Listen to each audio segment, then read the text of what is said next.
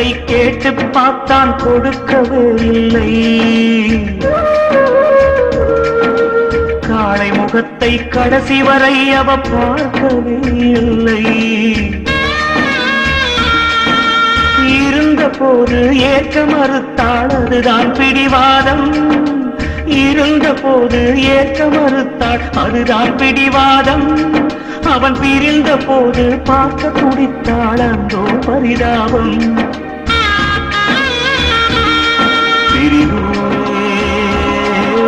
காதலின் தண்டனையா, காதல் தோல்விய வேதனையா. காதல் தேடி வாழ்ந்த காடை கை கூடி வந்த வேளை, பார்க்க வந்தாள் ரோஜா மாலை. அவ பார்க்கும் முன்னே என்ன லீலை.